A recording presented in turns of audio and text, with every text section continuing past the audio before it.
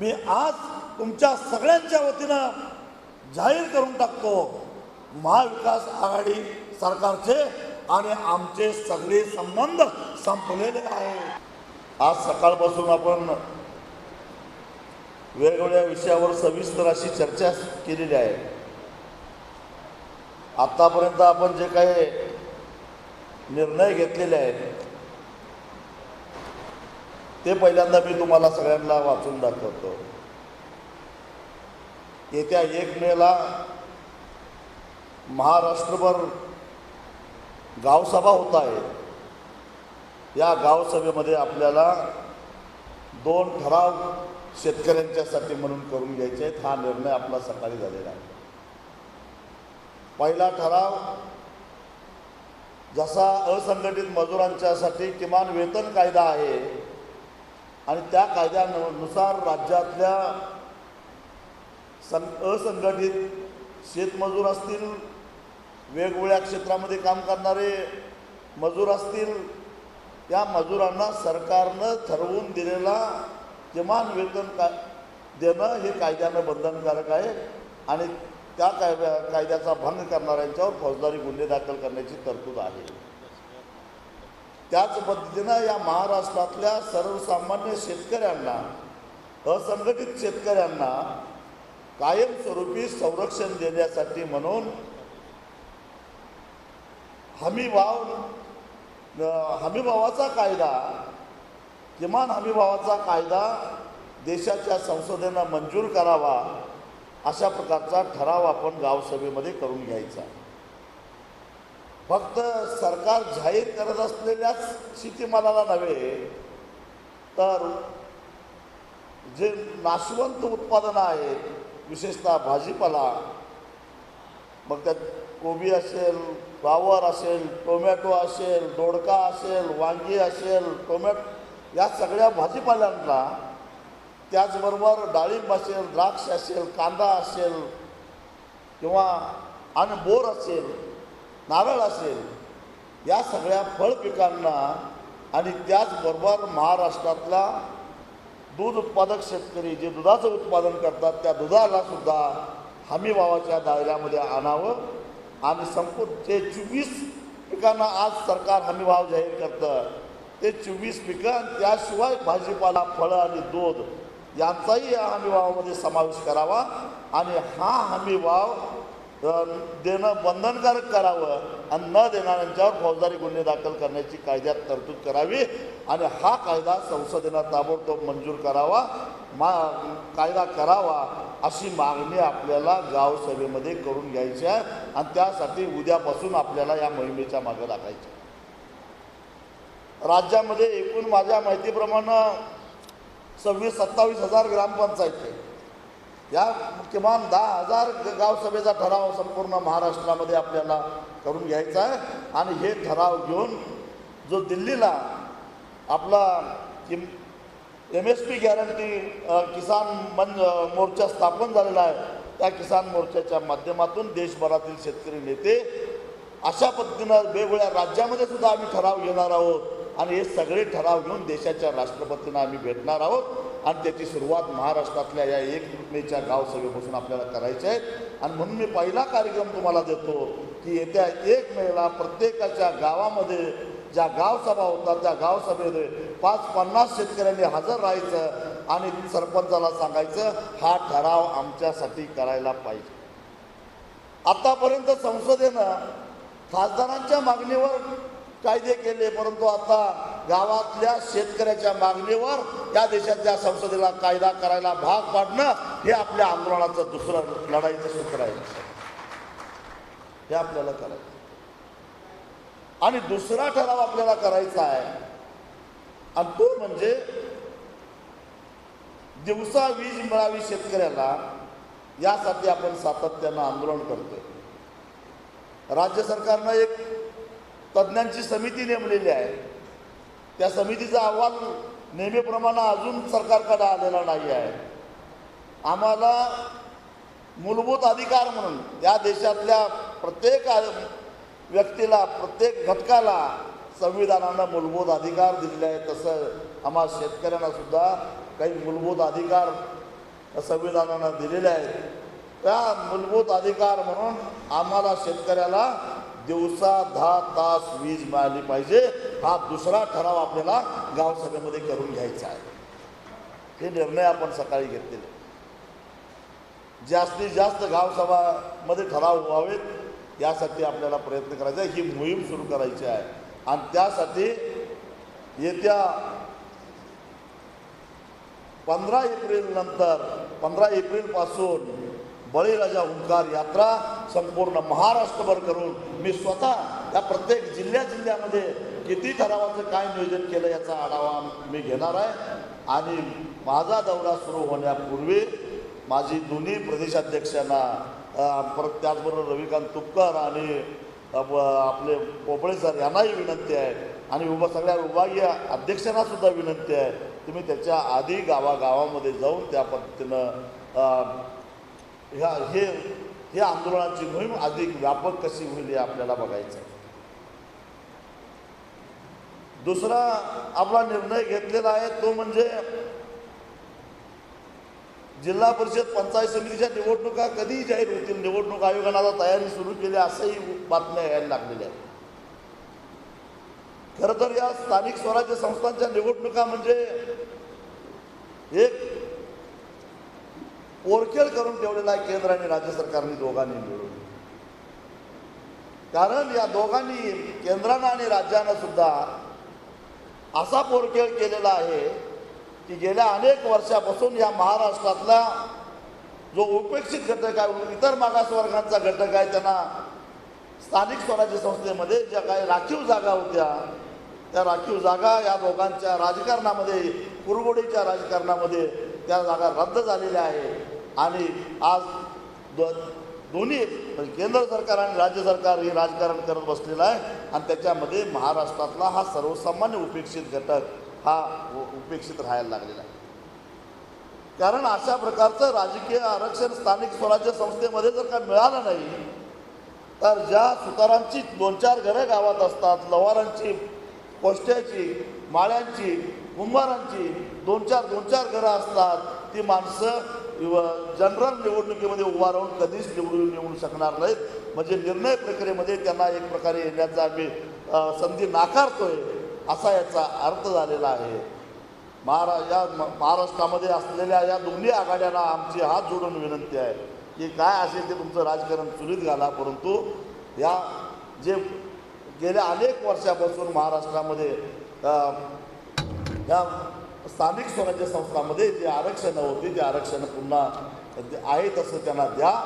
कारण हा जिल्हा अहिर कार्यकर्ते अशा ठिकाणी होते, लोकराजा शाहू राजांच्या जिल्ह्यामध्ये होते, ज्या लोकराजा शाहू महाराजांनी पहिल्यांदा आरक्षणाचा पुरस्कार केला आणि ते मॉडेल संपूर्ण देशभरामध्ये यशस्वी करून दाखवलं. आणि म्हणून या कार्यकारिणीच्या माध्यमातून मी या केंद्रात आणि राज्यात सत्तेवर असणाऱ्यांना कळकळीची विनंती करतो की तुमचं हे दळभद्री राजकारण बाजूला ठेवा आणि या आरक्षणाचा मुद्दा क्लिअर करा आणि मगच जिल्हा परिषद पंचायत समितीच्या निवडणुका घ्या. अन्यथा तुम्हाला दोघालाही किंमत चुकती करायला लागेल याची जाणीव ठेवा. एवढंच या निमित्तानं मी मला या ठिकाणी मानायचं. आपले एकमेव आमदार बरेच दिवस आपल्या संपर्कामध्ये नाही आणि म्हणून वरुड मोर्चीच्या तिथल्या जनतेच्या मताचा आदर करून त्यांची स्वाभिमानी शेतकरी संघटनेतून आणि स्वाभिमानी पक्षातून हकालपट्टी केलेली आहे. त्याच्यावरही राज्य कार्यकारिणीनं शिक्कामोर्तब केलेला आहे आणि असं हे निर्णय आज सकाळपासून आपण घेतलेले आहे.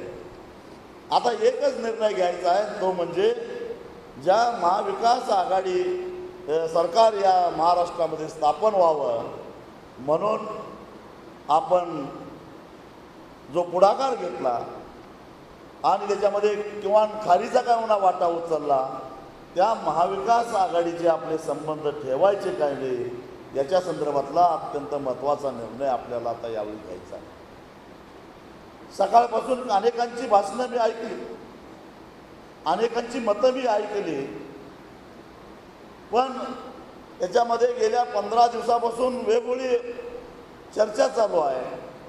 चर्चा अशी चालू आहे की मग महाविकास आघाडी सोडली तर मग आम्ही NDAकडे जाणार का, NDA का महाविकास आघाडीमध्ये राहूनच संघर्ष करत राहणार का, किंवा मग आमची समजूत काढली जाणार का, आणि मग आम्ही निर्णय काय घेणार याच्या संदर्भातल्या बऱ्याचशा चर्चा चालू.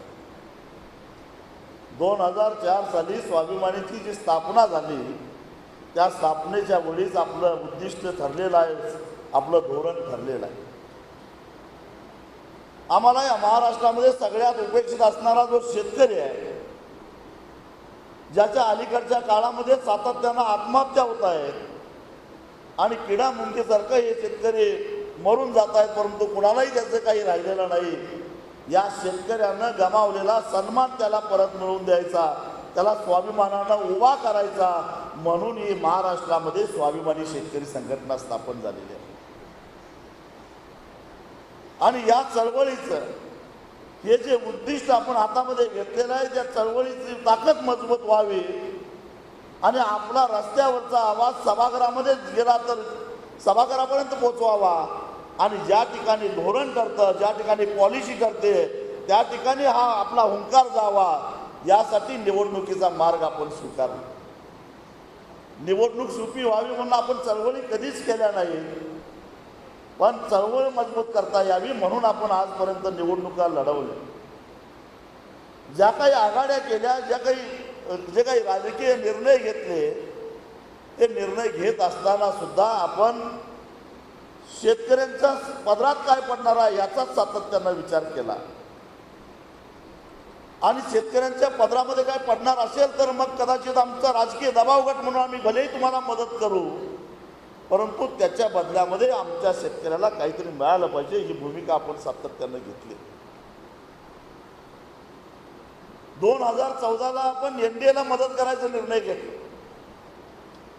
NDAला मदत करायचा निर्णय का घेतला? कारण 2011 ते 2013 या काळामध्ये या देशामध्ये भ्रष्टाचाराच्या विरोधामध्ये प्रचंड मोठं आंदोलन उभं राहिलेलं होतं. सर्वसामान्य लोकांच्या मनामध्ये एक चीड निर्माण झालेली होती आणि त्यावेळी लोकांना असं वाटत होतं, एका बाजूला कोळसा मोठा घोटाळा, एका बाजूला अजून कुठला काही घोटाळा, एक घोटाळे पाठीमागे घोटाळे सगळे बाहेर येत होते. अर्थात ते घोटाळे कधी सिद्ध झाले नाहीत, परंतु एक वातावरण असं निर्माण झालं होतं की एक घोटाळेबाजांची एक टोळी, एक साखळी या देशामध्ये तयार झालेल्या, 2G स्पेक्ट्रम असेल, कोळसा असेल, अशा अनेक गोष्टी होत्या. आणि मग अशा परिस्थितीमध्ये सर्वसामान्य माणसाचं एक मत झालेलं होतं की एक आम्हाला पारदर्शक सरकार पाहिजे, विकासाभिमुख सरकार पाहिजे आणि आमचे सर्वसामान्यांचे जगण्या मरण्याचे प्रश्न सोडवणारं सरकार पाहिजे. कारण त्यावेळी पेट्रोल डिझेलच्या किमती सातत्यानं वाढत चाललेल्या होत्या, गॅसच्या किमती वाढत चाललेल्या होत्या, आणि या सगळ्या परिस्थितीमध्ये मार्ग काढणारा कोणीतरी आणि काळा पैसा परदेशातून खेचून आणणारा कोणीतरी असेल तर त्याच्या मागे जावं. मग भलेही त्यांची राजकीय भूमिका काही असो, अशा प्रकारची मानसिकता त्या काळामध्ये देशातल्या सगळ्याच स्तरातल्या लोकांची झालेली होती. आणि अशा वेळी स्वर्गीय गोपीनाथ मुंडे यांच्या मध्यस्थीनं अहमदाबादमध्ये तेव्हाचे मुख्यमंत्री असणारे नरेंद्र मोदी यांच्याबरोबर एक बैठक घडवून आणलेली होती त्यांनी, माझी आणि मोदी साहेबांची. आणि त्यावेळी मी स्पष्टपणानं मोदी साहेबांना एक प्रश्न विचारलेला होता की साहेब, तुम्ही जी काही निवडणूक, कारण नुकतीच त्यांची पंतप्रधानांची उमेदवार म्हणून निवड झालेली होती, त्यांना मी एकच प्रश्न विचारलेला होता की तुम्ही ही जी काही निवडणूक लढवणार आहे ती कुठल्या मुद्द्यावर लढवणार आहात? तुमचा जो पारंपरिक मुद्दा आहे हिंदुत्वाचा, त्या मुद्द्यावर लढवणार आहात की तुम्ही विकासाच्या मुद्द्यावर लढवणार आहात, भ्रष्टाचाराच्या मुद्द्यावर लढवणार आहात, बेरोजगारीच्या मुद्द्यावर लढवणार आहात? कारण बेरोजगारीचा प्रश्न त्यावेळी ऐरणीवर होता. त्यावेळी मोदी साहेबांनी क्षणाचा सुद्धा विचार न करता मला त्यांनी सांगितलं की आम्हाला हिंदुत्वाच्या मुद्द्यावर 190च्या वर देशामध्ये जागा मिळालेल्या नाहीत आणि मिळण्याची शक्यता कमी आहे, आणि म्हणून आम्ही विकासाच्या मुद्द्यावर, भ्रष्टाचाराच्या मुद्द्यावर, बेरोजगारीच्या मुद्द्यावर आम्ही निवडणुका लढवणार आहोत. आणि म्हणून किमान समान कार्यक्रमाच्या अंतर्गत तुम्ही जर आमच्यावर आला तर आम्हाला आनंद होईल, तुमच्यासारख्या माणसाची आम्हाला गरज आहे, अशा प्रकारची त्यांनी विनंती केली. आणि मग मी म्हटलं की तुम्ही या मुद्द्यावर जर लढवणार असला तर आमचाही शेतकऱ्यांचा एक मुद्दा आहे. आणि तो मुद्दा म्हणजे 2007 साली तत्कालीन पंतप्रधान मनमोहन सिंग यांनी जो स्वामीनाथन समिती स्थापन केलेली होती, त्यावेळेचे राष्ट्रपती अब्दुल कलाम यांच्या आदेशावरनं, कारण ते महाराष्ट्राच्या दुष्काळी भागाच्या दौऱ्यावर होते आणि तिथलं सगळं चित्र बघितल्यानंतर दिल्लीत परत गेल्यानंतर राष्ट्रपतींनी पंतप्रधानांना पत्र लिहिलं की याच्यावर कायमस्वरूपी उपाययोजना करण्यासाठी केंद्र सरकारचं धोरण ठरवा.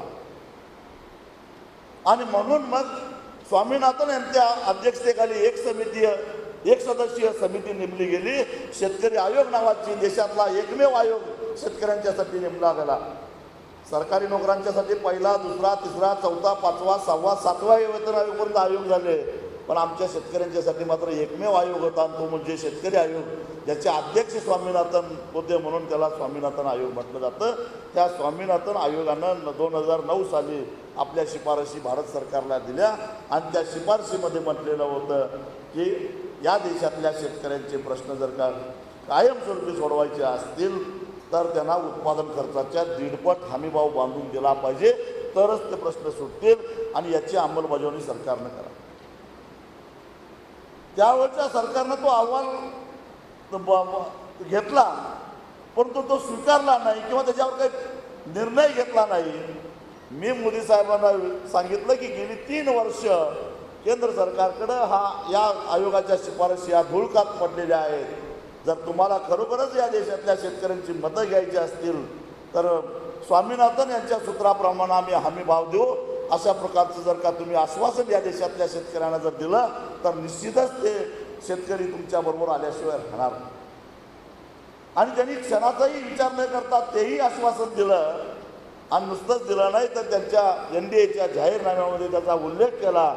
आणि तुम्हाला आठवत असेल की सांगलीच्या जाहीर सभेमध्ये त्यांनी जाहीरपणानं सांगितलेलं होतं की याची अंमलबजावणी आम्ही करणार आहोत आणि कशी करणार आहोत हे राजू शेट्टी तुम्हाला सांगते. आता अडचण आमची अशी झाली की शेतकऱ्यांनी, देशभरातल्या शेतकऱ्यांनी यांना भरभरून मतं दिली आणि भरभरून मतं दिल्यानंतर त्यांचं सरकार आलं. 30 वर्षानंतर पहिल्यांदा या देशामध्ये एका सिंगल पार्टीचं बहुमताचं सरकार आलं. शेवटचं सरकार होतं राजीव गांधींचं, त्याच्यानंतर 30 वर्षानंतर 2014ला सिंगल पार्टीचं सरकार आलं की ज्यातला एकाच पक्षाला बहुमत आहे. आम्हाला वाटलं आता आमचा प्रश्न मार्गाला लागतो, परंतु तो प्रश्न काय मार्गाला लागला नाही. उलट मग सांगितलं गेलं 2022 साली तुमचं उत्पन्न दुप्पट करणार, पण आमचं उत्पन्न काही दुप्पट झालं नाही, पण 2022 साली आमचा खर्च मात्र दुप्पट झाला. आणि त्यातच ते मध्य प्रदेशमध्ये आंदोलन करणाऱ्या शेतकऱ्यांना गोळीबार करून ते आंदोलन चिरडण्याचा प्रयत्न केला. 7 शेतकरी मारले गेले. महाराष्ट्रातल्या शेतकऱ्यांचा संप फोडण्याचं कारस्थान केलं गेलं. आणि ही सगळी परिस्थिती बघितल्यानंतर एवढंच नव्हे तर 2015 साली भूमी अधिग्रहण कायदा जो होता त्या कायद्याची मोडतोड करण्याचा प्रयत्न केला गेला. त्यालाही स्वाभिमानी शेतकरी संघटनेचा प्रतिनिधी म्हणून NDAचा खासदार असून सुद्धा मी कडाडून विरोध केलेला होता आणि त्यावेळी इशारा दिलेला होता की रक्ताचे पाठ वाहतील पण या देशातल्या शेतकऱ्यांची 1 इंच सुद्धा जमीन तुम्हाला मी घेऊन देणार नाही, अशा प्रकारचा इशारा दिलेला होता आणि सरकारच्या विरोधी भूमिका घेतली. त्या भूमिकेला त्यावेळी शिवसेनेनं पाठिंबा दिला. NDAमध्ये असून काँग्रेस, राष्ट्रवादी हे तर विरोधी पक्षात होते, त्यांनीही पाठिंबा दिला आणि त्यामुळे लोकसभेमध्ये ते बिल मंजूर झालं, दुरुस्ती मंजूर झाली, परंतु राज्यसभेमध्ये बहुमत नसल्यामुळं सरकारला शेवटी माघार घ्यावी लागली, संयुक्त संसदीय समिती नेमावी लागली आणि आपल्या अथक प्रयत्नामुळं भूमी अधिग्रहण कायद्यामध्ये होणारी दुरुस्ती टाळली गेली.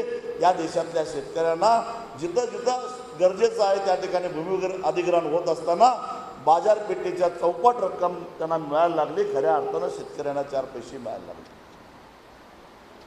मग केंद्र सरकारने एक डाव टाकला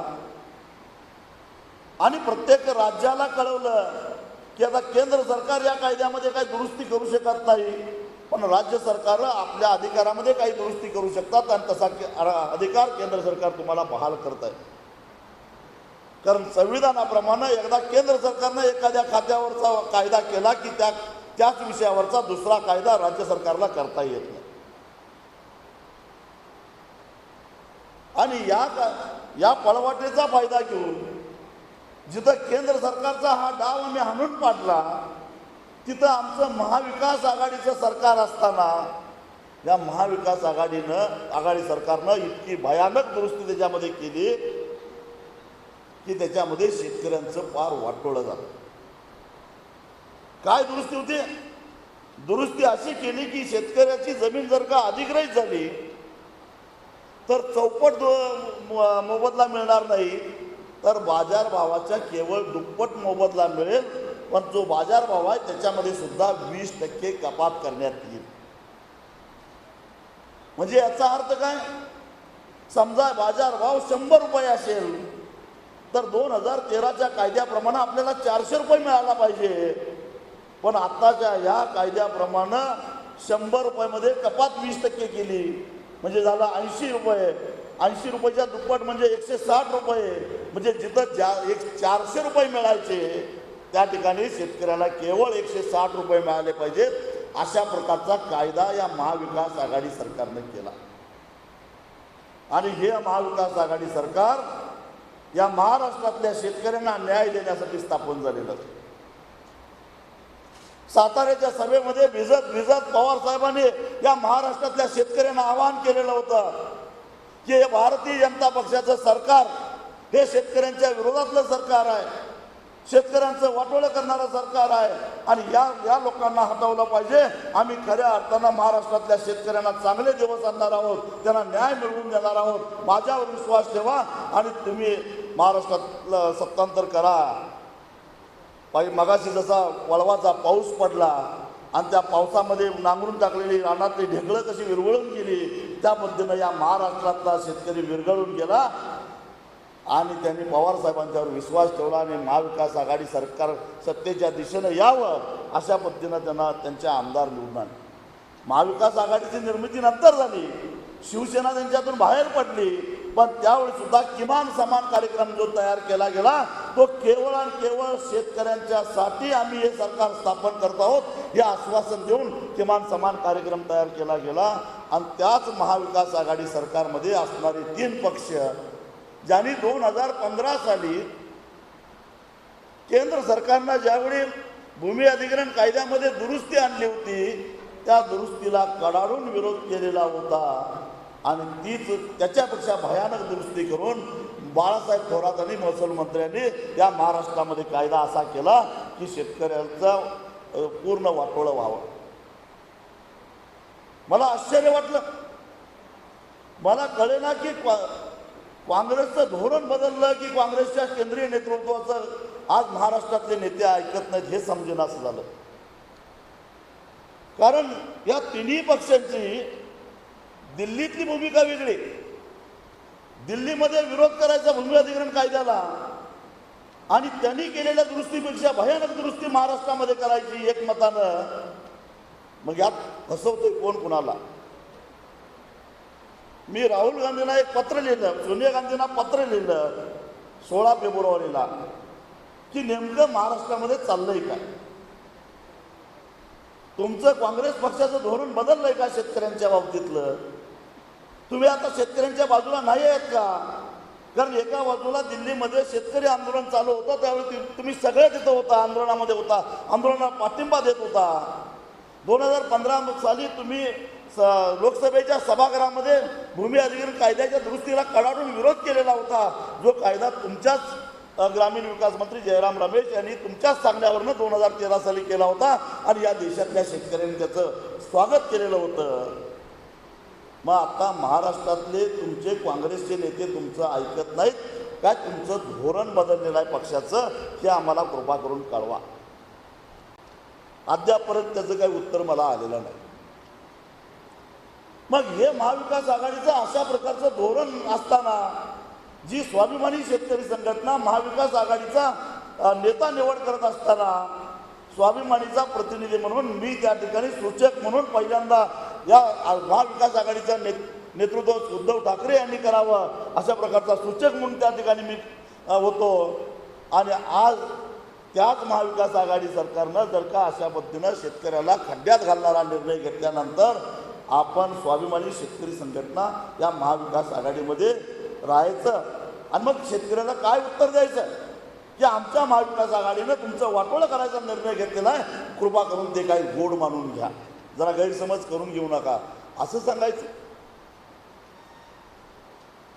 अशा अनेक गोष्टी सांगता येतील. ऊस दर नियंत्रण समिती कशी स्थापन झाली? रंगराजन यांच्या शिफारशीवरनं भारत सरकारला एक निर्णय घ्यावा लागला.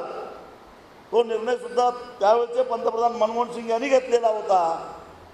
आणि त्याने त्यावेळी अशी परिस्थिती होती की आपल्याला ऊसाच्या दरासाठी सातत्यानं आंदोलन करावं लागत होतं. बाजारातले साखरेचे भाव आणि त्याचा हिशेब आम्हाला मागावा लागत होता. आणि त्यासाठी मग सातत्यानं होणारी ही जी आंदोलन आहेत, शेतकरी ऊस उत्पादक शेतकऱ्यांचे जे प्रश्न आहेत, त्या प्रश्नावर एक कायमस्वरूपी काहीतरी फॉर्म्युला तयार व्हावा यासाठी पंतप्रधान मनमोहन सिंग यांनी रंगराजन यांची समिती नेमली. आणि त्या रंगराजन समितीनं देशभरातल्या शेतकरी नेत्यांच्याबरोबर शेतकऱ्यांच्यावर चर्चा करून एक आपला अहवाल केंद्र सरकारला सादर केला. आणि त्या अहवालातल्या शिफारशीनुसार त्यांनी अशी शिफारस केली, सरकारनं शेतकऱ्यांना बांधून दिलेली जी FRP आहे ती FRP देऊन सुद्धा ज्यावेळी साखर आणि उपपदार्थांना बाजारामध्ये चांगले भाव असतात त्यावेळी साखर कारखान्याकडे पैसे शिल्लक राहिलेले असतात. आणि त्या शिल्लक पैशाची वाटणी कशी करावी याचा RSF म्हणजे रेव्हन्यू शेअरिंग फॉर्म्युला तयार करावा. आणि त्या पद्धतीनं त्यातले 30% पैसे कारखान्याने ठेवून घ्यावेत आणि 70% पैसे शेतकऱ्याला द्यावेत. अशा प्रकारचा हा फॉर्म्युला राबवण्यासाठी कायदेशीर प्रक्रिया करावी अशा प्रकारची शिफारस त्यांनी केली. आणि त्या शिफारशीप्रमाणे प्रत्येक राज्यानं एक ऊस दर नियंत्रण समिती स्थापन करावी. आणि या समितीचा निर्णय हा राज्य सरकारला बंधनकारक नाही राहील अशा प्रकारचे घटनात्मक वैधता असणारी एक समिती निर्माण करण्याचा आदेश केंद्र सरकारनं प्रत्येक राज्याला दिला. त्यावेळचे तत्कालीन मुख्यमंत्री पृथ्वीराज चव्हाण यांनी पहिली महाराष्ट्रातली ऊस दर नियंत्रण समिती स्थापन केली. विधिमंडळामध्ये कायदा तसा पास करून घेतला.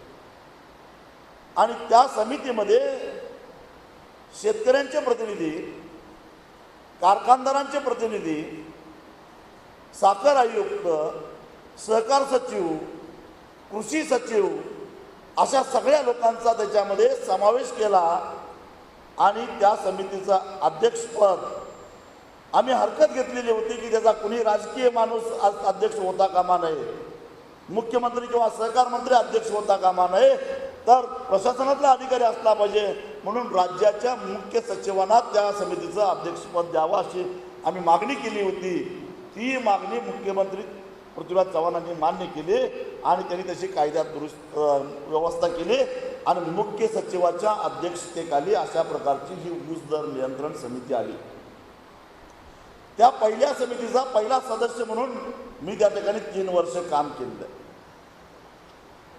आणि मग पृथ्वीराज चव्हाणांनी एक परंपरा सुरू केली की महाराष्ट्रामध्ये ऊस दरावर आंदोलन करणारे जे 3 प्रमुख संघटना आहेत, त्याच्यामध्ये शरद जोशींची संघटना असेल, रघुनाथ पाटलांची संघटना असेल किंवा स्वाभिमानी शेतकरी संघटना असेल, या तिन्ही संघटनेचा एक प्रतिनिधी त्या संघटनेनं दिलेला प्रतिनिधी ऊस दर नियंत्रण समितीमध्ये असावा, जेणेकरून हा जो काही महसूल आहे त्या महसुलाचं वाटप नीट होईल आणि शेतकऱ्यांच्यावर न्याय मिळणार नाही अशा प्रकारची त्यांनी समितीची निर्मिती केली.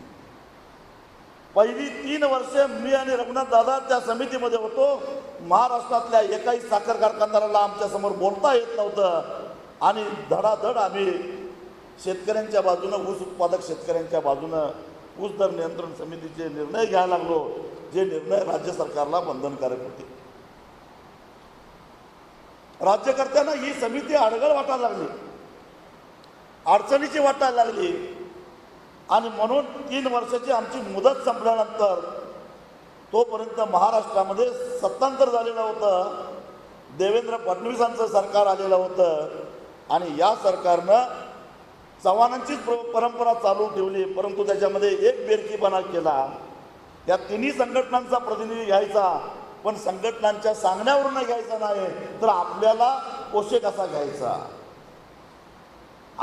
आणि म्हणून मग आपल्या संघटनेतले सुद्धा काही लोक भारतीय जनता पक्षाच्या प्रेमामध्ये होते, असे त्यांना पोषक ठरतील अशा प्रकारच्या आपल्या संघटनेतला एक माणूस घेतला, रघुनाथ पाटलांच्या संघटनेतला एक घेतला आणि शरद जोशींच्या संघटनेतला एक माणूस घेतला आणि ती परंपरा चालू ठेवली. महाविकास आघाडीचं सरकार जे आपलं सरकार आहे ते आलं, 1.5 वर्ष या महाराष्ट्राला ऊस दर नियंत्रण समिती नव्हती. तुम्हाला आठवत असेल की हंगामाच्या आधी एकदाच मुख्य सचिवांनी एक मिटिंग बोलवली होती आणि ही समिती गठीत झालेली नाही, त्यामुळे ही मिटिंग घेता येणार नाही म्हणून ती मिटिंग मिटिंग रद्द करायला मी भाग पाडलेला होता एका पत्रावर. मग ही समिती गठीत झाली. ही समिती गठीत होत असताना असे लोक त्याच्यामध्ये नेमले गेले की ज्यांचा चळवळीशी काही संबंध नाही, जे तालुक्याच्या आमदाराच्या विरोधात मान वर करून बोलू शकणार नाहीत, अशा प्रकारे साखर कारखानदारांच्या समोर दबून राहतील अशा प्रकारची ऊस दर नियंत्रण समिती या महाविकास आघाडी सरकारनं गठीत केली बरं. आणि त्याचा परिणाम काय झाला? त्याचा परिणाम असा झाला, दरम्यानच्या काळामध्ये काही कारखानदार नीती आयोगाकडे गेलेले होते. या नीती आयोगाला त्यांनी विनंती केली की हे शेतकरी आंदोलन करून एक रकमी FRP आमच्याकडून वसूल करतात, त्याच्या व्याजाचा बोजा आमच्यावर पडतो, तेव्हा ही FRP टप्प्याटप्प्यानं देण्याची कायद्यात दुरुस्ती करावी आणि अशी मुभा आम्हाला द्यावी. नीती आयोगानं सुद्धा एरवी नीती आयोग कधीच हलत नाही, पण फार तत्परतेनं या मागणीवर शेतकऱ्यांची बाजू काय समजून न घेता तातडीनं एक समिती नेमली आणि त्या समितीनं एक असाच वरवरचा 2-4 बैठका घेतल्या आणि नीती आयोगामार्फत कृषी मूल्य आयोगाचं म्हणणं घेऊन भारत सरकारकडे एक अहवाल दिला गेला की 2 टप्प्यामध्ये FRP द्यायला काय हरकत नाही, कायद्यामध्ये तशी दुरुस्ती करावी. कारण नीती आयोग सुद्धा ठरवू शकत नाही. जोपर्यंत ऊस दर नियंत्रण अध्यादेश 1966 मध्ये संसदेमध्ये दुरुस्ती मंजूर करून घेता येत नाही तोपर्यंत या फॉर्म्युल्यामध्ये एक रकमी FRPच्या फॉर्म्युल्यामध्ये दुरुस्ती करता येत नाही. आणि तशी दुरुस्ती करावी अशी शिफारस नीती आयोगाने केली. आणि याबद्दल मग केंद्र सरकारनं, कारण जे काही कटकारस्थान करायचं आहे, शेतकऱ्याला फसवायचं आहे, ते सर्वसंमतीनं कारस्थान झालेलं आहे हे दाखवणं गरजेचं होतं. म्हणून सगळ्या राज्यांच्याकडं त्यांनी अभिप्राय मागवला. आमच्या महाराष्ट्र सरकारकडे सुद्धा अभिप्राय मागवला गेला आणि महाराष्ट्र सरकारनं, महाविकास आघाडी सरकारनं अगदी तत्परतेनं शिफारस केली की 2 टप्प्यात द्यावी. उलट नीती आयोगानं सुचवलेल्यापेक्षा दुसरा टप्पा अजून उशिरानं द्यावा अशा प्रकारची शिफारस केली. एवढी शिफारस करून हे सरकार गप्प बसलं नाही. साखर आयुक्तांच्या नेतृत्वाखाली एक समिती नेमली आणि त्या समितीमध्ये ऊस दर नियंत्रण समितीतले शेतकरी प्रतिनिधी 3 घेतले आणि त्या समितीच्या सदस्यासकट आणि अन्य समितीच्या सदस्यासकट एक अभ्यास गटाच्या नावाखाली 2-4 बैठका घेतल्या आणि त्या समितीनं राज्य सरकारला अहवाल दिला की शेतकऱ्याला 2 टप्प्यामध्ये FRP द्यावी. आणि एवढं करून हे गप्प बसले नाहीत. तर या अहवालाच्या आधारानं राज्य सरकारनं तातडीनं तत्परतेनं कायदा केला, अधिकार नसताना कायदा केला की FRP 2 टप्प्यामध्ये द्यावी. पहिला टप्पा कसा असावा? पहिला टप्पा 10% असावा. 10% रिकव्हरीवर जेवढी काही FRP बसेल तेवढाच द्यावा. उदाहरणार्थ या वर्षाची FRP 2900 रुपये आहे आणि त्या 2900 रुपये 10% रिकव्हरीला असेल आणि आपल्याकडची सरासरी तोडणी वाहतूक 700 रुपये आहे, म्हणजे 2900 वजा 700 रुपये म्हणजे 2200 रुपये पहिली उचल द्यावी आणि उरलेली उचल ही या वर्षाच्या रिकव्हरीचा हिशेब करून सीझन संपल्यानंतर द्यावी. आता गंमत अशी आहे की केंद्र सरकारचं दुसरं एक धोरण आहे काय की तर कारखान्याचं उत्पन्न वाढवण्यासाठी आणि अतिरिक्त साखरेवरचा प्रश्न कायमस्वरूपी निकालात काढण्यासाठी साखरेचं उत्पादन कमी करायचं आणि इथेनॉलचं उत्पादन वाढवायचं. त्यासाठी इथेनॉलला त्यांनी 3 वेगवेगळ्या प्रकारच्या दराची निश्चिती करून दिली.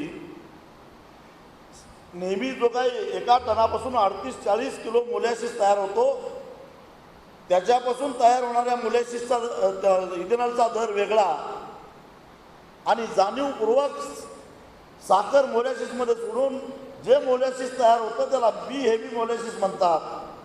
ज्यामुळं साखरेचं उत्पादन घटतं, मोलॅसिसचं उत्पादन वाढतं. त्याच्यापासून तयार झालेल्या इथेनॉलला दर वेगळा म्हणजे जास्तीचा आणि त्याच्यापेक्षा जास्तीचा दर हा ऊसाच्या रसापासून थेट इथेनॉल तयार करणाऱ्याला. याचा परिणाम काय होतो? याचा परिणाम असा होतो की साखर कारखान्याची सरासरी रिकव्हरी कमी होते आणि शेतकऱ्याला दिला जाणारा ऊसाचा FRP हा रिकव्हरीवर अवलंबून असतो. आणि मग केंद्र सरकारनं सांगितलं की ही तुमची जी FRP आहे ती ठरवत असताना तुम्ही BAV पासून आणि रसापासून इथेनॉल तयार केल्यामुळं जी रिकव्हरी कमी झालेली आहे त्याचा ऑडिट करण्याचं काम त्यांनी एक तटस्थ यंत्रणा म्हणून वसंतदादा शुगर इन्स्टिट्यूटवर सोपवलं. त्या वसंतदादा शुगर इन्स्टिट्यूटनं 190 कारखान्यांचं ऑडिट करायचं, त्यांची सरासरी रिकव्हरी निश्चित करायचं आणि मग त्या वर्षाची आमची FRP निश्चित होणार. म्हणजे याला कालावधी किती लागणार? राज्यामध्ये कारखाने 190, ऑडिट करणारी यंत्रणा 1, सीझन अजून चालू आहे आणि तो सीझन संपल्यानंतर मग जे ऑडिट होणार आणि मग आमची FRP निश्चित होणार आणि मग आम्हाला पैसे मिळणार. म्हणजे तुकड्या तुकड्यांना पैसे देण्याचं हे कसं कारस्थान तयार केलं बघ. बरं हे आत्ताच का गेली अनेक वर्ष मागील वर्षाच्या सरासरी रिकव्हरीप्रमाणे FRP निश्चित करायचं धोरण होतं. मग आत्ताच का हे या ज्या वर्षीचं रिकव्हरी घेतली? कारण त्यांना त्यामध्ये कालावधी घ्यायचा. मी एक याचिका दाखल केली आहे मुंबई उच्च न्यायालयामध्ये. त्याच्यामध्ये सगळी आकडेवारी दिलेली आहे काही प्रमुख कारखान्यांची. मागच्या 5 वर्षामध्ये या कारखान्यांची सरासरी रिकव्हरी बघा, त्याच्यामध्ये फारसा फरक नाही. मग नॉट वन एवढा जर का रिकव्हरी फरक पडला असेल म्हणजे ऊस दरामध्ये टनापाठीमागे कुठेतरी 7-8 रुपये फरक पडणार असेल तर तेवढ्या 7-8 रुपयाच्या फरकासाठी 1.5 वर्ष शेतकऱ्यांना का तात्काळ ठेवता? गंमत बघा, त्यांना तोडणी वाहतूक गेल्या वर्षाची चालते पण रिकव्हरी मात्र या वर्षाचीच लागते. म्हणजे याच्या पाठीमागचा डाव यांचा ओळखला पाहिजे. आणि मला खात्री आहे या येत्या आठवड्याभरामध्ये उच्च न्यायालयामध्ये हे आमचं सुनावणीला येणारच आहे. यांना आडवं केल्याशिवाय राहणार नाही याची तुम्हाला मी खात्री देतो. हे धोरण कोणाचं? महाविकास आघाडी सरकारचं. कशाच्या आधारावर? ऊस दर नियंत्रण समितीतल्या 3 शेतकरी प्रतिनिधींनी शिफारस केली म्हणजे महाराष्ट्रातल्या शेतकऱ्यांची याला संमती आहे. मी गेली 15-20 मिनिटं का सांगतोय ऊस दर नियंत्रण समिती किती महत्त्वाची आहे?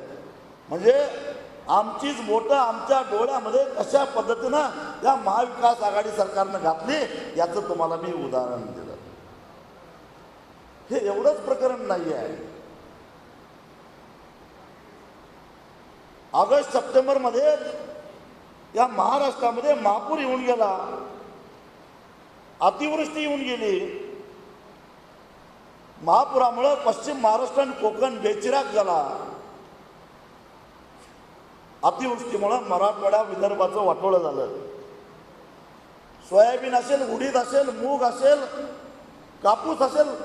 यावर्षी कापसाला 12,000 रुपये भाव मिळाला, पण उत्पादन किती आलं? एकरी 2 क्विंटल.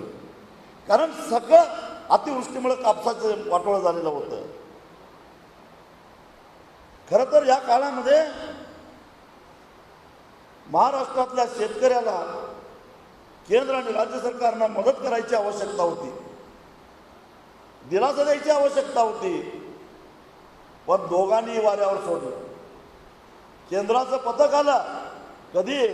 नोव्हेंबर महिन्यामध्ये, नोव्हेंबर काय डिसेंबर महिन्यामध्ये. म्हणजे केंद्रीय पथक गुजरातमध्ये वादळ झाल्यावर लगेच येतं, पण महाराष्ट्रामध्ये मात्र 2-2.5 महिन्यानंतर येतं. काही तिथं बघायला राहिलेलं शिल्लक नसताना येतं. हा पक्षपात केंद्र सरकारकडून झाला. केंद्र सरकारनं वाऱ्यावर सोडलं, राज्य सरकारनं वाऱ्यावर सोडलं. आणि त्या काळामध्ये या अतिवृष्टी आणि पूरग्रस्तांना मदत करावी म्हणून पंचगंगेच्या उगमापासून संगमापर्यंत आपण एक पदयात्रा काढलेली होती. त्या पदयात्रेला मिळणारा प्रचंड प्रतिसाद बघितल्यानंतर या सरकारनं काय केलं? सरकारनं बैठकीला बोलवलं आम्हाला. मुख्यमंत्र्यांनी सांगितलं की 2019च्या पेक्षा जास्त आम्ही तुम्हाला मदत करणार आहे. 2019ला टनाला 950 रुपये मिळाले होते नुकसान भरपाई. यावर्षी सांगितलं त्यांच्यापेक्षा जास्त देणार आणि दिलं 135 रुपये. हा जो मोठा विश्वासघात या महाराष्ट्रातल्या शेतकऱ्यांचा झाला. आणि तरी हे महाविकास आघाडीचं सरकार टिकलं पाहिजे. हे महाविकास आघाडीचं सरकार आमचं आहे, शेतकऱ्यांचं आहे असं आम्ही म्हणावं का? हा खरा प्रश्न आहे. तुम्ही मला सांगावं, महाविकास आघाडी सरकारनं जे वेगवेगळे निर्णय घेतलेले आहेत त्यांनी आमची महाराष्ट्रामध्ये शेतकऱ्यांच्या जमिनीवर ज्या धरणं उभा राहिली त्या धरणावर जी वीज निर्मितीची केंद्र होती, जलविद्युत केंद्र होती, ती विद्युत महामंडळाला 35 वर्षाच्या लीजनं दिलेली होती. त्यांची मुदत संपल्यानंतर त्याचं खाजगीकरण करायचा सपाटा लावलेला आहे. हे कोण घेतंय? महाराष्ट्रामध्येच जे बडे नेते आहेत ज्यांनी प्रत्येक धरणावर आपल्या खाजगी कंपनीद्वारे जलविद्युत केंद्र सुरू केलेले आहेत, ज्याचा उल्लेख राजेंद्र गड्डेंवरनी केला. त्या कंपन्यांना हे सगळे जलविद्युत केंद्र चालवायला जायचा घाट जलसंपदा मंत्री जयंत पाटील करतायत. त्याला अजित पवारांची साथ आहे, कारण कंपन्या यांच्याच आहेत आणि यांच्याच कंपन्यांना म्हणजे जसं महाराष्ट्रामध्ये साखर कारखाने विक्रीचा घोटाळे झाले तसं आता भविष्यामध्ये या जलविद्युत प्रकल्पाचा घोटाळा होणार आहे.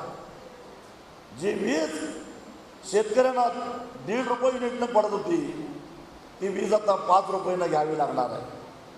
म्हणजे आधीच विजेच्या दरामध्ये आनंद आणि पुन्हा अशा पद्धतीनं जर हे होणार असेल तर मग या महाविकास आघाडी सरकारबरोबर कशासाठी राहायचं हा खरा सवाल. असे एक ना अनेक अशी धोरणं सांगता येतील की जी शेतकऱ्यांच्या विरोधी धोरणं या महाविकास आघाडी सरकारनं घेतलेली आहे.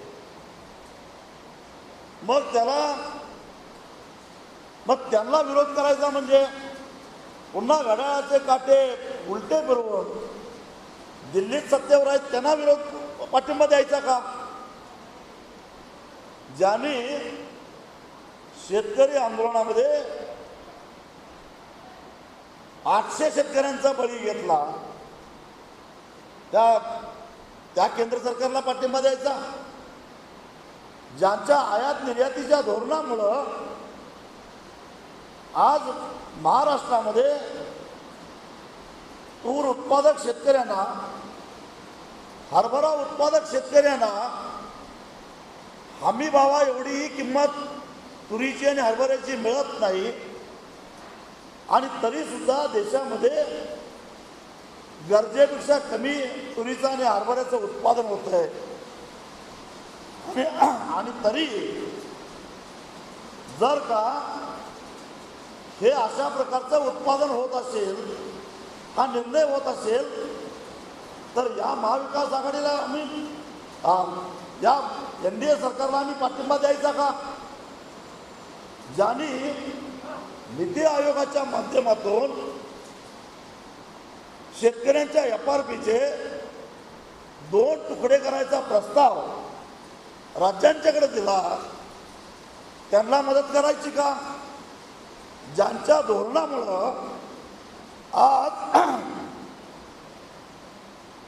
महागाईचा उच्चांक गाठलेला आहे आणि त्याचा सर्वाधिक फटका आज शेतकऱ्यांना बसतोय. मी तुम्हाला एक साधं उदाहरण सांगतो. माझ्याकडे सगळी आकडेवारी आहे.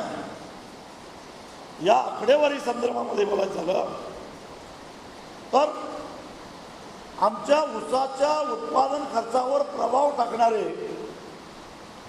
3च घटक सांगतो. एक रासायनिक खत, दुसरं कीटकनाशक, तिसरं मशागतीचा खर्च. बाकी मी मजुरीकडे जात नाही, पाणीपट्टीकडे जात नाही, बाकी बँकेच्या व्याजाकडे जातच नाही. पण या 3 गोष्टीचा विचार केला तर आज 3 वर्षापूर्वी आमच्या ऊसाच्या FRPमध्ये गेल्या 3 वर्षामध्ये टनाला फक्त 100 रुपयाची वाढ झालेली आहे आणि केवळ या 3 घटकामुळं रासायनिक खताच्या किमती, कीटकनाशक आणि डिझेलमुळं मशागतीचा खर्च वाढला. यामुळं या 3 घटकावर जो टनाला 416 रुपये या 3 घटकावर खर्च होत होता तो आता टनाला 618 रुपये व्हायला लागला. म्हणजे 3 वर्षामध्ये या 3 घटकावर एका टनापाठीमाग 202 रुपयाची वाढ झाली आणि 3 वर्षामध्ये FRPमध्ये फक्त 100 रुपयाची वाढ झाली. म्हणजे 102 कमी किती मिळाले आपल्याला? तोटा किती झाला? 102 रुपयाचा. 202 रुपये खर्चात वाढ आणि उत्पन्नात वाढ फक्त 100 रुपये. म्हणजे टनापाठीमाग 102 रुपये केवळ या 3 घटकावर, रासायनिक खत, डिझेल आणि कीटकनाशक. मग आता प्रत्येक जण हिशेब करा, आपला ऊस कारखान्याला जातो किती आणि त्या ऊसाला 102 भागा एवढं नुकसान या केंद्र सरकारच्या धोरणामुळे झालेलं आहे. मग यांना आपण पाठिंबा द्यायचा का? मी तुम्हाला सुरुवातीलाच सांगितलं की आमचं धोरण काय आहे. आमचं धोरण आहे की चळवळ मजबूत करण्यासाठी राजकारण, आमच्या राजकीय सोयीसाठी चळवळ नाही. आजपर्यंत ज्या काही भूमिका बदललेल्या आहेत, होय मी मान्य करतो, वेळोवेळी आमच्या भूमिका बदलल्या आहेत, पण त्या सुद्धा कुठंतरी शेतकऱ्याला 4 पैसे काहीतरी मिळतील या आशेपोटी बदललेल्या आहेत. आणि म्हणून मी तुम्हाला आज सांगतो की हे एका बाजूला अशा प्रकारे महागाईचा आगडो कोसळलाय, एका बाजूला गॅसच्या किमती वाढत आहेत, रासायनिक खताच्या किमती वाढत आहेत, डिझेल पेट्रोलच्या किमती वाढत आहेत आणि सर्वसामान्य माणसाला जगणं अवघड झालेलं आहे आणि तरी शेर पालना येतो हे सहना पडेगा असं म्हणून त्यांच्या मागे आम्ही जायचं काय हाही आपल्यासमोर प्रश्न आहे. आणि मग एवढंच नव्हे तर या सगळ्या याच्यामध्ये केंद्र सरकारनं गेल्या काही वर्षामध्ये ज्या भूमिका घेतलेल्या आहेत की जी धोरणं राबवलेली आहेत त्या धोरणांची सुद्धा आपल्याला चिरफाड करावी लागेल. आज संपूर्ण महाराष्ट्रामध्ये स्वाभिमानीचे कार्यकर्ते पीक विम्याचं आंदोलन करतायत आणि यांच्या लाडावून ठेवलेल्या ह्या ज्या रिलायन्स सारख्या कंपन्या आहेत त्या कंपन्यांच्या विरोधामध्ये आंदोलन करतायत, केसी अंगावर घेत आहेत. गेल्या 4 वर्षामध्ये या केंद्र सरकारनं बजेटमध्ये या विम्यासाठी किती तरतूद केली? 2017-18ला 1,87,223 कोटी, 2018-19ला 1,40,764 कोटी, 2021-22ला 1,23,018 कोटी आणि 22-23ला 1,32,000 कोटी रुपये. आणि एवढ्या तरतुदी करून सुद्धा 2019 पर्यंत गेल्या 4 हंगामामध्ये शेतकऱ्यांच्या वतीनं जो काही विमा कंपन्यांकडे हप्ता भरला जातो तो 55,000 कोटी रुपये भरला गेला आणि 55,000 कोटी रुपये हप्ता केंद्र सरकारनं भरला, तेवढाच राज्य सरकारनं भरला, तेवढे शेतकऱ्यांनी भरले आणि त्या बदल्यामध्ये शेतकऱ्यांना मिळाले फक्त 42,000 कोटी रुपये. आणि याच काळामध्ये देशातल्या 17 कंपन्यांना 22,000 कोटी रुपयाचा नफा झाला. म्हणजे गेल्या 3 वर्षामध्ये संपूर्ण देशभरामध्ये सातत्यानं नैसर्गिक आपत्त्या येत आहेत, शेतकऱ्यांचं नुकसान होत आहे. या 3 वर्षामध्ये या सगळ्या कंपन्या ह्या तोट्यात जायला पाहिजे होत्या, पण झालं भलतंच.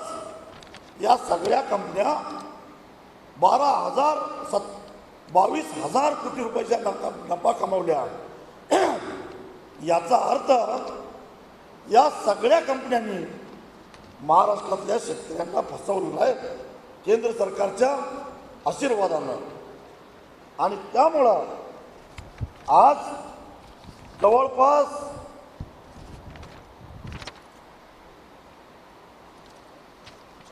काही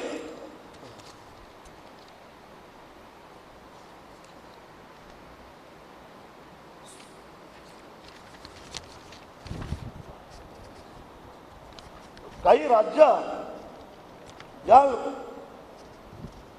विम्यातून बाहेर पडलेले आहेत.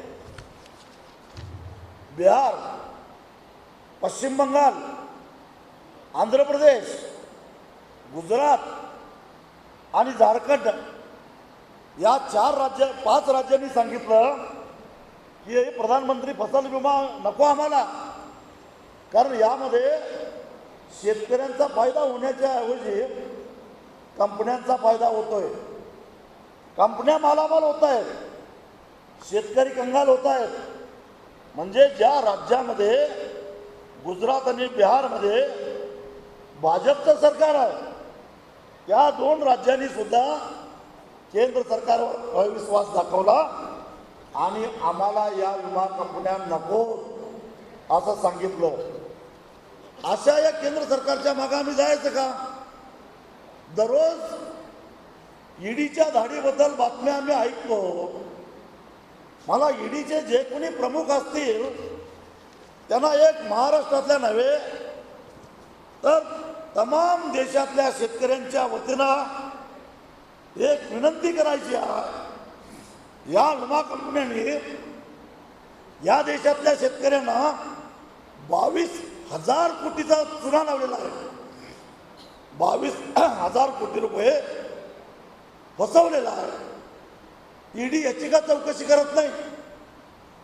ईडी इकडे का बघत नाही? ईडीनं याची का दखल घेतली नाही? FIR बघा पाहिजे असेल तर ईडीला किती FIR पाहिजेत? या कंपन्यांच्या विरोधात माझ्याकडे पुरावे आहेत. माझ्याकडे पुरावे आहेत. या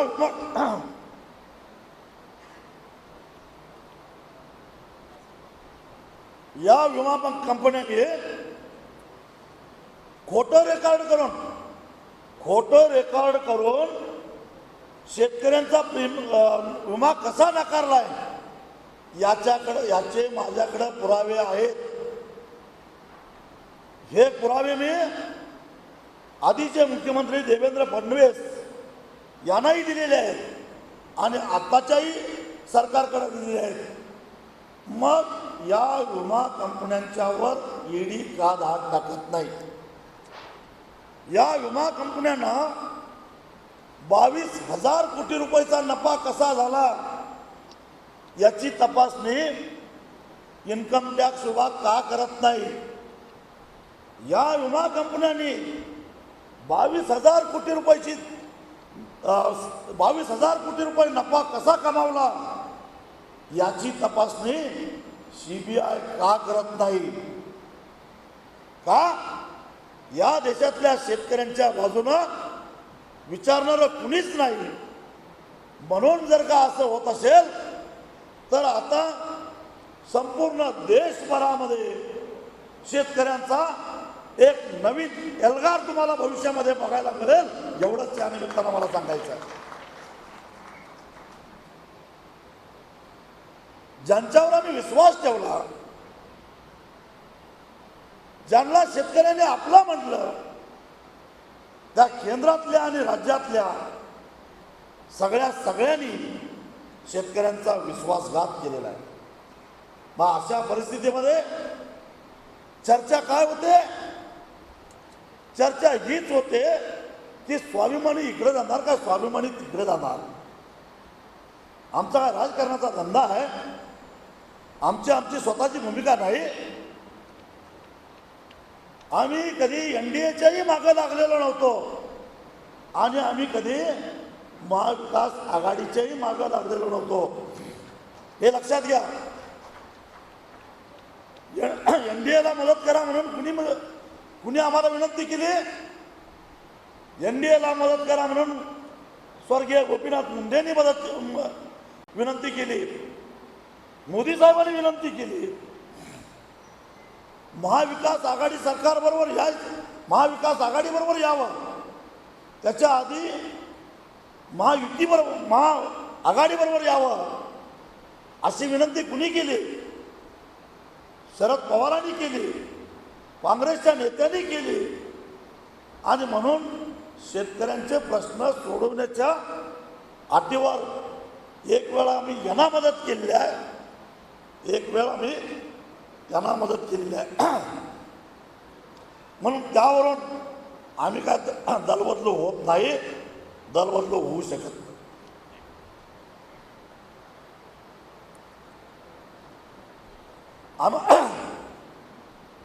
आणि आता हे दोघंही जर का शेतकऱ्यांची फसवणूक करत असतील तर आम्ही आमची भूमिका घेऊन इथून पुढं वाटचाल करणार आहोत.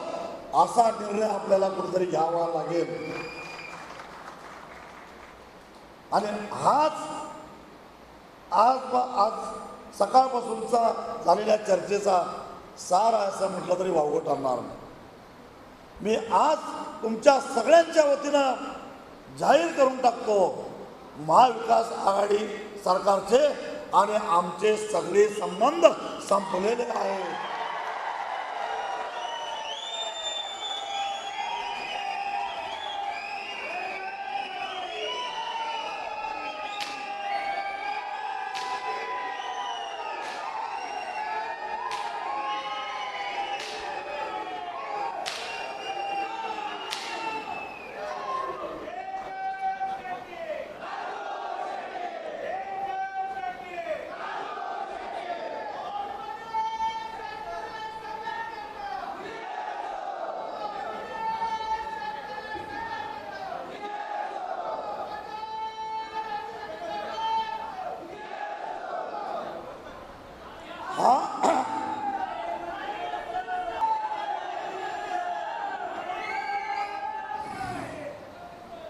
हा जो निर्णय आपण घेतोय हा एकमतानं घेतोय का बहुमतानं घेतोय?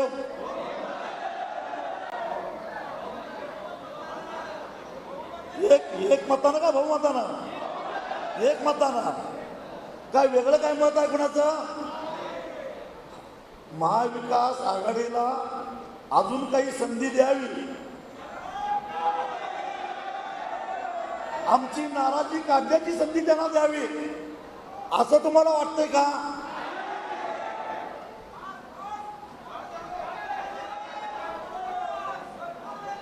मग तुम्हाला असं वाटतंय का ज्यांनी 800 शेतकऱ्यांचा बळी घेतला आणि मग 3 कृषी कायदे मागे घेतले, त्यांना मोठ्या मनानं माफ करावं आणि त्यांच्यावर दोस्ती करावी?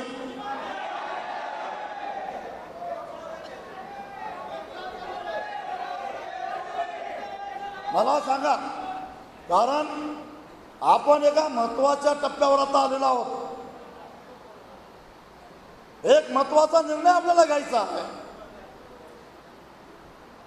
आणि हा घेत असताना मगाशी धर्मेंद्र पवार म्हटले तसं विचारांती आपल्याला निर्णय घ्यावा लागेल. मी असं म्हणत होतो, मी आधीच सांगत होतो, असं उद्या म्हणून चालणार नाही. काय सांगा मला आत्ताच?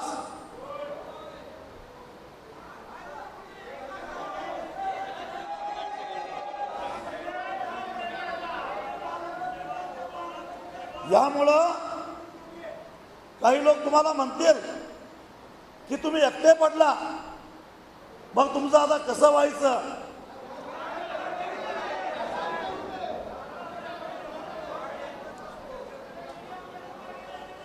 तुमचे प्रश्न कसे सुटायचे? काही लोक म्हणतील तुम्ही निवडून कसा येणार आता?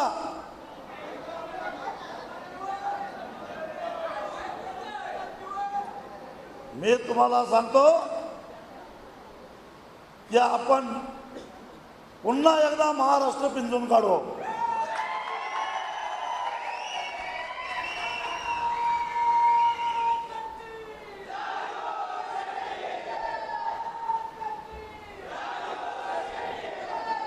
पुन्हा एकदा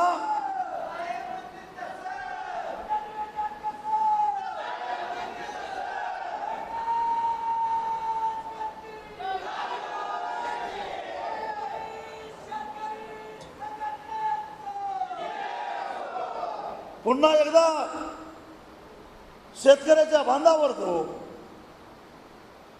त्याला ही सगळी परिस्थिती सांगू. दिल्लीवाल्यांनी फसवलं, मुंबईवाल्यांनी फसवलं आणि आता आम्हाला आमच्या मनगटावर आमचा न्याय मिळवून घ्यायचा आहे. रस्त्यावर लढून आम्हाला न्याय मिळवून घ्यायचा आहे. तुम्ही बरोबर येणार की नाही हा प्रश्न आपण शेतकऱ्यांना विचारला. आता या सरकारच्या धोरणाच्या विरोधामध्ये निराश होऊन तडफडून मरण्यापेक्षा लढता लढता मरण्याचा निर्णय घेऊया.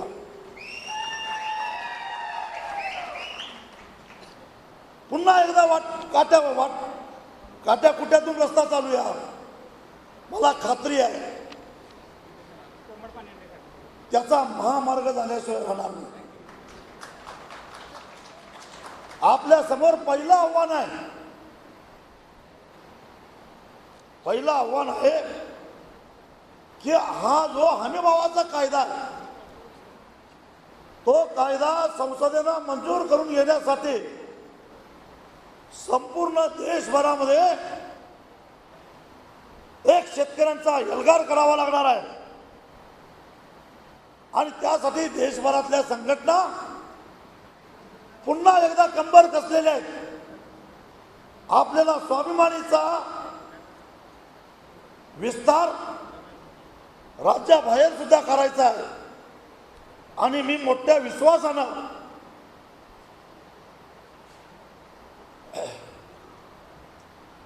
ही जे दिल्लीमध्ये MSP गॅरंटी किसान मोर्चा स्थापन झाला आहे त्याचा प्रमुख म्हणून आणि महाराष्ट्राच्या बाहेर शेतकऱ्यांची चळवळ नेण्यासाठी म्हणून आणि महाराष्ट्रातल्या हा MSP गॅरंटी कानून म्हणजे हमीभावाचा कायदा व्हावा म्हणून अनेक समविचारी संघटना ज्या शेतकऱ्यांच्या आहेत त्यांना एकत्रित करण्यासाठी म्हणून रवी तुपकरांच्यावर मी मोठ्या विश्वासानं ही जबाबदारी टाकतोय.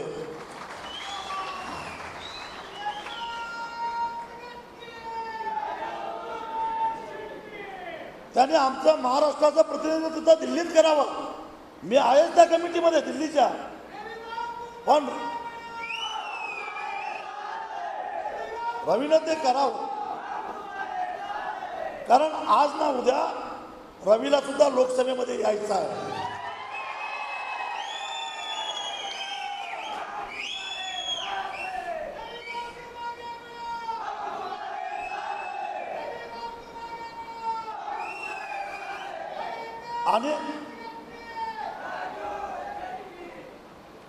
आणि महाराष्ट्रामध्ये ही बळीराजा ओंकार यात्रा ही डॉक्टर बाबासाहेब आंबेडकरांच्या जयंतीनंतर 15 एप्रिल नंतर सुरू होणार आहे. 14 एप्रिलला आंबेडकर जयंती आहे.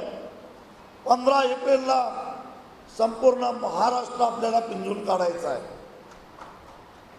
त्यामध्ये आमचे प्रदेशाध्यक्ष जालंधर पाटील असतील, आमचे संदीप जगताप असतील, शिस्तपालन समितीचे पोपळे सर असतील, या सगळ्यांनी जिल्हे वाटून घेऊन सगळा महाराष्ट्र पिंजून काढायचा आहे. आणि ही हा बळीराजाचा ओंकार काय आहे हे महाराष्ट्रातल्या या मुरदाड राजकारण्यांना दाखवायचं आहे.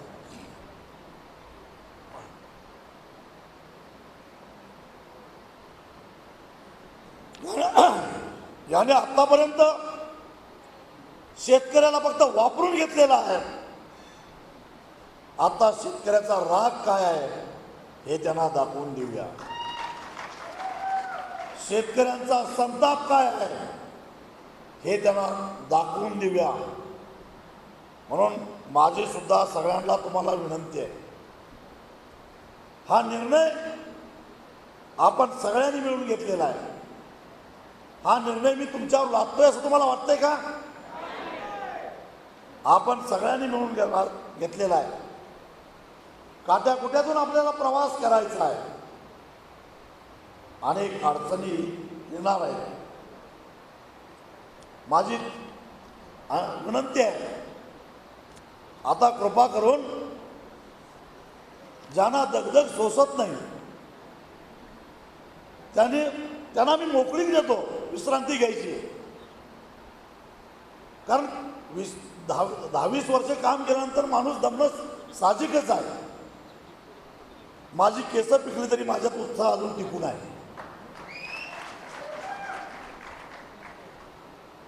त्यांना आपण त्यांचा आदर करूया. त्यांचा आदर करूया. त्यांनी आजपर्यंत दिलेल्या योगदानाचा सन्मान करूया. आणि त्यांना विश्रांती घ्यायची असेल तर घेऊया. पण त्यांनाही आमची विनंती आहे, आता चळवळीला खो आणण्याचा प्रयत्न कृपा करून कोणी करू नका. कारण आता एकच उद्दिष्ट आमच्या समोर आहे, हा हमीभावाचा कायदा दिल्लीमध्ये ज्याचं कुणाचं सरकार असेल त्यांच्याकडून मंजूर करून खऱ्या अर्थानं या देशातल्या प्रत्येक शेतकऱ्याला न्याय मिळवून देणं हेच आमचं उद्दिष्ट आहे. त्यासाठी देशभरातल्या शेतकऱ्यांचा आम्हाला आंदोलन उभा करायचं आणि मला खरं तर आपली एवढी सगळ्यांची परिस्थिती आज बिकट आहे. कोरोनाच्या काळामध्ये आपण सगळेच अडचणीत आलेलो आहोत. मगाशी मीच आकडेवारी सांगितली की गेल्या 2-3 वर्षामध्ये कशा पद्धतीनं आपण शेती व्यवसायामध्ये तोट्यात चाललेलो आहोत. पण अशी परिस्थिती असताना सुद्धा आपल्यातल्या अनेकांनी बघितलं, विशेषतः अलीकडं माझी गाडी बंद पडली की मी कोले साहेबांची गाडी घेऊन जातो आणि हे त्यांची गाडी घेऊन जाण्याचं प्रमाण वाढल्यानंतर त्यांच्या लक्षात आलं आणि त्यांनी सांगितलं की नवीन गाडी घेण्यासाठी माझे 50,000 रुपये देतो. आणि बघता बघता 2 तासामध्ये 10,45,000 रुपये जमले.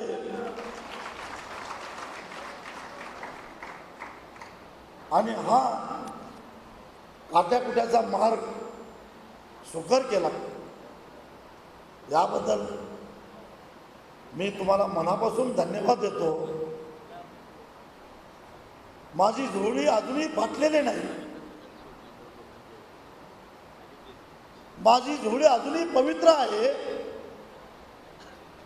आणि त्या झोळीतलं दान वाया जात नाही हे पुन्हा एकदा तुम्ही सिद्ध केलं, त्याबद्दल मी तुम्हाला मनापासून धन्यवाद देतो. मला आठवतं बरोबर 20 वर्षापूर्वी त्यावेळी सुद्धा एप्रिल महिना सुद्धा मला वाटतं की 2 का 3 एप्रिल होता, गुढीपाडवा होता. त्या दिवशी शिरोळच्या सभेमध्ये तुम्ही लोकांनी मला पहिली गाडी 2002 साली दिली होती आणि आता दुसऱ्या गाडीसाठी तुम्ही मला पुन्हा ओळखणी काढताय. दरम्यानच्या काळामध्ये मी 2 गाड्या बदलल्या, पण त्यावेळी मला महाराष्ट्र सरकार आणि भारत सरकार पगार देत होतं, त्यामुळं तुमच्याकडं हात पसरायची माझ्यावर वेळ आली नाही. पण गेल्या 3 वर्षामध्ये माझं उत्पन्न घटल्यामुळं पेन्शनमध्ये चळवळ चालवणं अवघड झाल्यामुळं गाडी बदलता आली नाही. 2 वर्षापूर्वी तुम्ही माझ्या खर्चासाठी म्हणून आंब्याच्या शिबिरामध्ये काही रक्कम गोळा करून दिली आणि आता गाडीसाठी गोळा करताय. यातला 1 रुपया सुद्धा हरामाच्या कामासाठी खर्च होणार नाही याची तुम्हाला जाहीरपणाने काळजी. आणि पुन्हा एक नवा हुंकार, एक नवा उत्साह संचारलेला आहे. काही लोकांना चिंता वाटायला लागलेली असेल आता यांच्या लोकसभेचं काय करायचं. मी तुम्हाला सांगतो की या महाराष्ट्रातला शेतकरी जोपर्यंत माझ्या बरोबर आहे तोपर्यंत असलेल्या 10 लोकसभा ओळून टाकायला मी तयार आहे. आणि मी तुम्हाला आजच माझा दुसरा निर्णय सांगतो. मी आजच महाराष्ट्राच्या राज्यपालांच्याकडं भेटीची वेळ मागितलेली आहे. आता मला कुणाची दया नको, मला कुणाची भीक नको आणि महाविकास आघाडीनं दिलेला विधान परिषदेच्या आमदारकीचा तुकडा सुद्धा नको. मी राज्यपालांना सांगणार आहे, माझं नाव त्या यादीत आहे असं मला कळतंय. आहे काय नाही मला माहित नाही, पण असेल तर कृपा करून माझा विचार करू नका. कारण ज्यांच्या बरोबर आम्ही संबंध तोडलेले आहेत त्यांचं काही आता आम्हाला नको.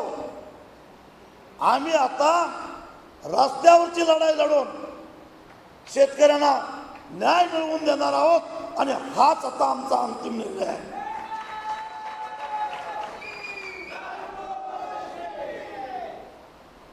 तेव्हा भावानो, पुन्हा एकदा नवा आत्मविश्वास, नवी ऊर्जा, नवी शक्ती घेऊन सारा महाराष्ट्र पिंजून काढूया आणि या महाराष्ट्रातल्या शेतकऱ्यांना त्यांच्या स्वप्नातला जो हमीभावाचा कायदा आहे तो कायदा मिळवून देऊया. साखर कारखाने गिळंकृत करून या साखर कारखानदारांचं समाधान झालेलं नाही. आता त्यांना शेतकऱ्यांच्या ऊसामध्ये काटा मारायचा आहे. त्यांना शेतकऱ्यांना तुकड्या तुकड्यानं पैसे द्यायचे आहेत. मी तुम्हाला आजच सांगतो, या महाराष्ट्रातल्या कारखानदारांना सांगतो, पुढचा सीझन जर तुम्ही एक रकमी FRP कबूल केली नाही तर महाराष्ट्रातल्या एकाही कारखान्याचं धुराडं पेटवून देणार नाही. मग ते कुणाचंही असू दे, महाराष्ट्रातल्या कारखानदारांचा ना माझं आव्हान आहे. हे आव्हान तुम्ही स्वीकारा आणि तुकड्या तुकड्यानं FRP देणार आहे असं सांगून कारखाने चालू करण्याचे फक्त हिंमत दाखवा. रणांगण जवळच आहे. पुन्हा एकदा ही रस्त्यावरची लढाई आपल्याला लढायची आहे.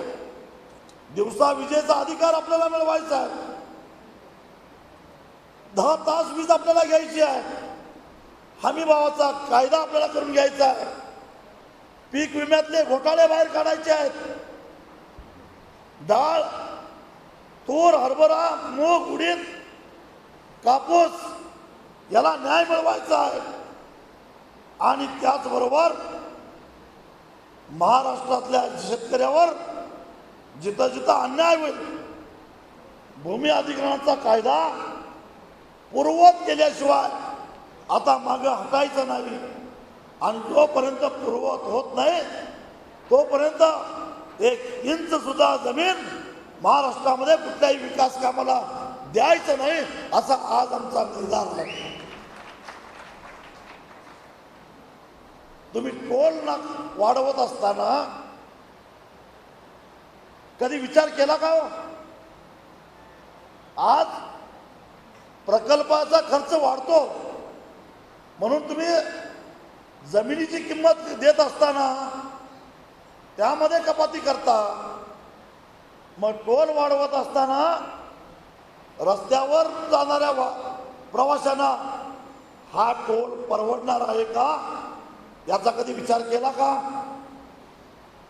आणि मग केवळ शेतकऱ्यालाच द्यायच्या वेळी जर अशा पद्धतीनं तुम्ही जर का धोरण राबवणार असाल तर आता भविष्यामध्ये शेतकरी गप्प बसणार नाही. एवढंच या निमित्तानं सांगतो आणि इथंच थांबतो. धन्यवाद. ABP माझा, उघडा डोळे बघा नीट.